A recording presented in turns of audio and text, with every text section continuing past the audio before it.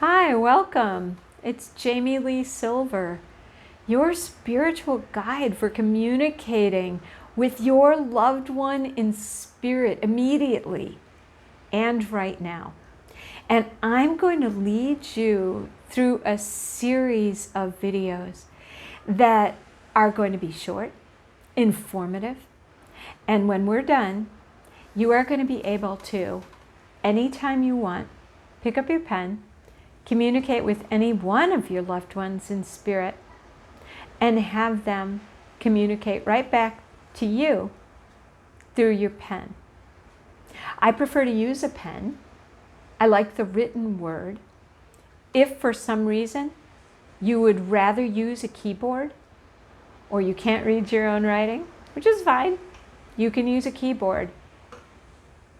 You can use it with this technique that I'm about to teach you. But first of all, I just want to give you an idea of why this is so important to me, why I love it so much, and why I really want to teach you. So, in my life, I had always looked forward to the moment that I had my children. From the time I was little, I just planned on the books I was going to read and how I was going to be a mommy. And once I became a mommy, everything totally lived up to my expectations and more. The depth of love that I felt for my children was just unbounded. And I had two boys, Aaron and Ben. And Aaron Michael Silver, just this incredibly wonderful human being, and he and I are very, very close.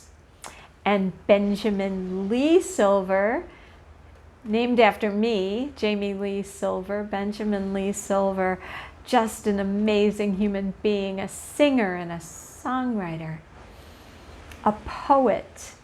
He had perfect comic timing from the time he was little.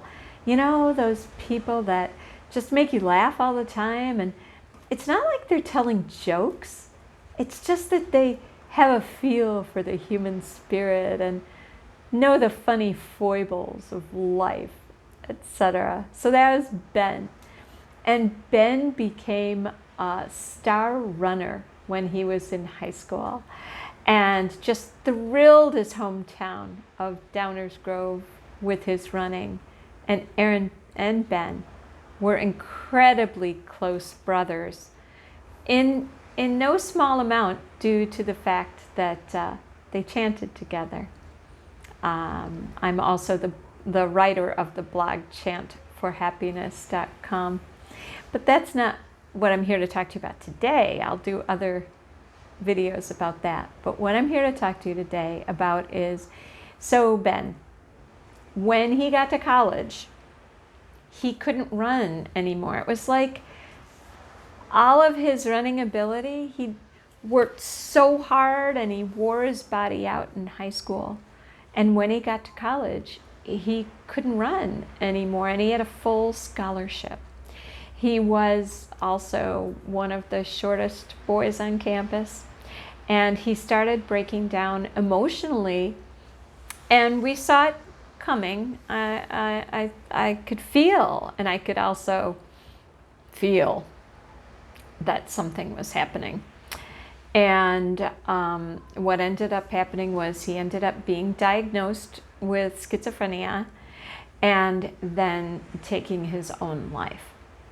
And right after he died, I could feel his release, that he was no longer encased in this brain that just wasn't working for him.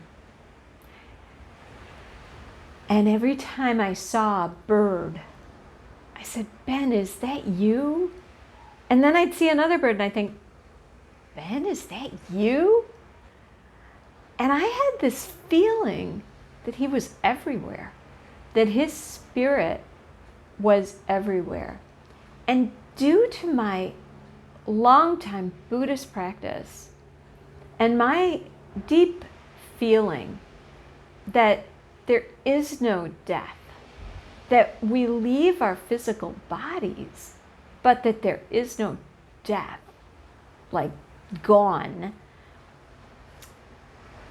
we set about making Ben a tremendous life celebration and concentrated our energy on that. It was amazing. And after that, I was sitting by the pool and thinking about how my Ben could never be gone. And I wrote to him and kept my pen on the paper, and he wrote right back to me. So here's my book, Our Forever Ben, One Mom's Letters to Her Son in Spirit and His Poetic Replies. And I want to read to you from the very first writings that we did together. And then I'm going to teach you how to do this for yourself. But I wanted to infuse this teaching with some of Ben, because ultimately he and I are teaching you how to connect with your loved one in spirit. So the first letter I wrote to him said, "Dear Ben, soaring above us all, free and flying, you got your way. You ended your torturous road. You are released.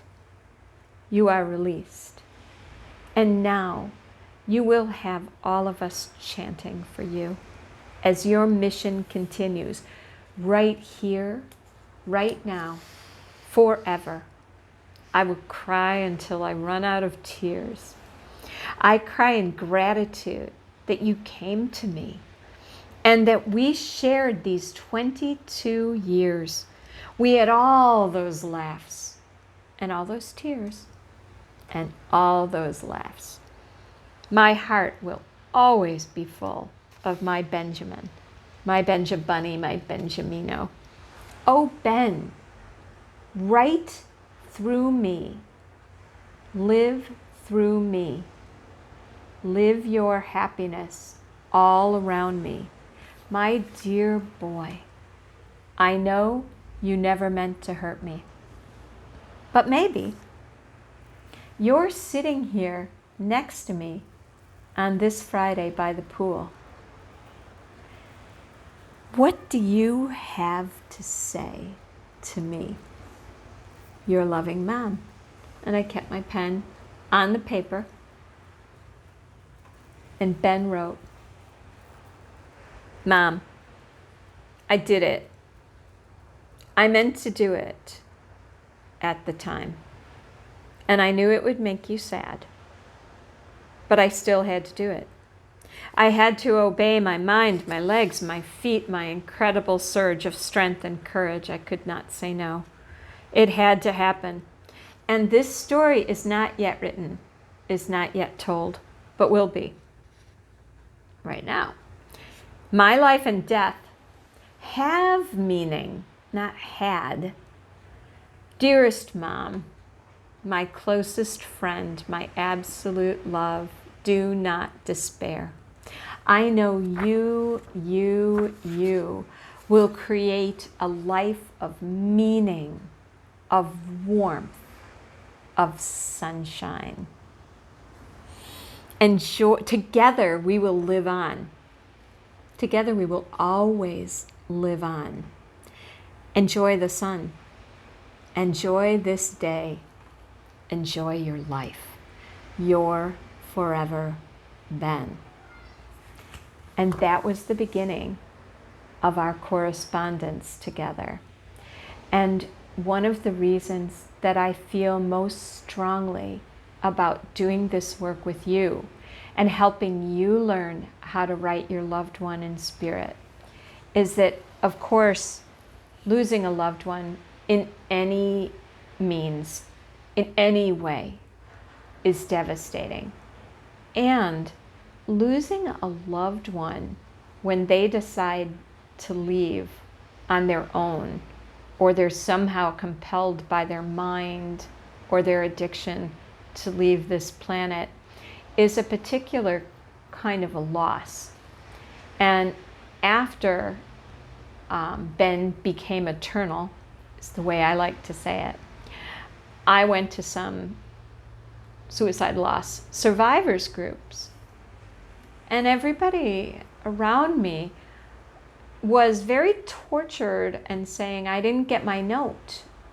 I didn't get my note. I never got a note. And I was not tortured in the same way, because I got my note 2 weeks later and continue to get a note every single time I write to Ben. So no matter how your loved one departed this earth, no matter how it happened, I truly believe, and I've truly experienced, Ben is not the only loved one of mine that I write to, that they're right there at the end of your pen. I don't believe that I am special in any way except to be open. And I'm not afraid. And any of you could write to your loved one in spirit and get a response back. That's my conviction. I've been leading these workshops for years now, and I have to say that never in my leading of these workshops has there not been someone, did I say that correctly? Has there been someone who did not connect with their very, very precious loved one? So I urge you to consider who it is you want to connect with first, and have a picture with you if you would like. Have your favorite journal, favorite pen.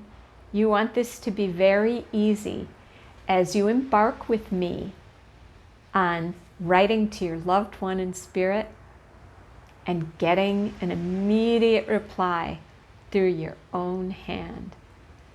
Thank you for joining me here today. It's a pleasure to be teaching you these things.